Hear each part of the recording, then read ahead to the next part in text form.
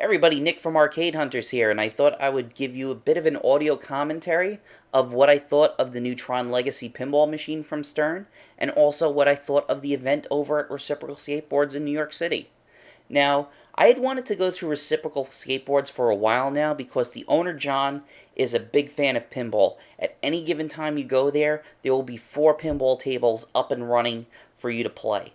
And you can tell because when I got there at 2:30 in the afternoon, he was already deep inside the guts of his Star Trek Next Generation machine, fixing it up, and all 4 tables before the launch party were actually shut off, and he cleaned and polished the insides of all of them, and they were pretty much damn near perfect.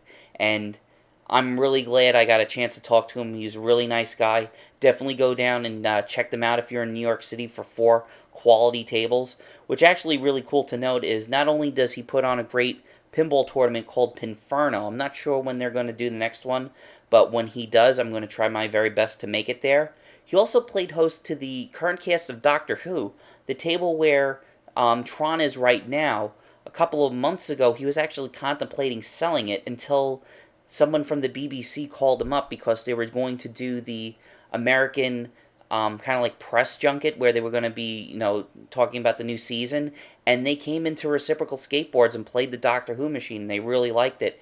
The girl, Karen Gilliam, who plays Amy Pond on the show, actually came back and she really enjoyed it. So I would have really have loved to have played a pinball table an actual doctor played on. So other than that, really great place. Check them out. The tournament was run really, really well. I ended up getting 8th place, which surprised the hell out of me, but I guess that's what getting there at 2:30 in the afternoon and dumping almost $15 worth of change in the machine will do. So, on to the game.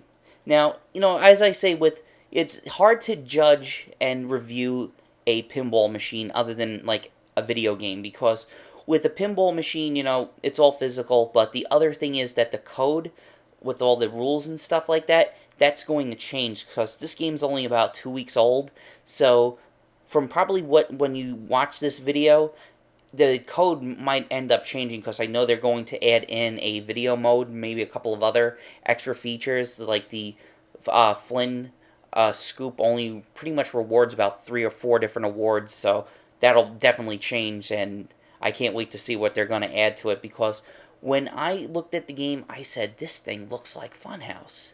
And Funhouse is one of my most favorite games. But unlike Funhouse, this game does not stop. Because I can think of Funhouse, there's 4 things at the top of the playfield that will stop you.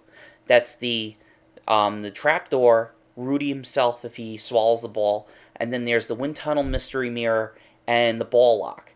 Imagine you take those all out and they're all either loop shots or they'll go right back down into the pop bumpers. And the other thing with the pop bumpers, where on the left side you'll see where it says Tron, and you can spell that out and get different bonuses, double scoring, you can get super pop bumpers and stuff like that. There's no thing on there, so the ball, not only do you have to worry about draining on the right drain, it will pretty much send the ball wild throughout the middle of the playfield, and you have to get control of it.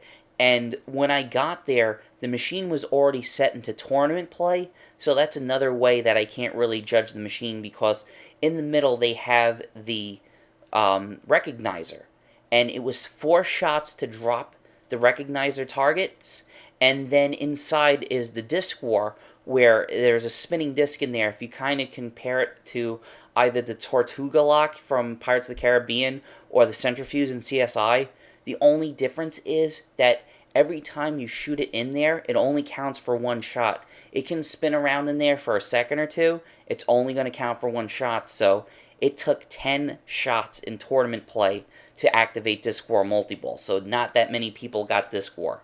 So I'm definitely going to check it out when he's got it set into regular play, because some of the people there had already got over 100 million points in it, and my highest that I was able to get was 25 million, so I definitely want to see how I can do when it's on standard play with extra balls enabled and stuff like that. So, other than that, the game is really, really fast. I'm very impressed with it. Things I would like to see more of, and this is probably something they're not going to be able to do due to the money, is I would love to see more Daft Punk music. Right now, there's only about 3 songs in it. It does play derezzed when you get the multi-ball. It does have the main theme, and I'm pretty sure it plays Fall. I'm not sure what other song it is, but I know it does play derez during the core multi-ball, and also during, I'm pretty sure it does it during the light cycle multi-ball. And overall, I'm very impressed with this game. I like it a lot more than some of their other releases from Stern. So definitely go and check it out. That's Tron Legacy from Stern. I'm Nick from Arcade Hunters. Thank you very much for watching.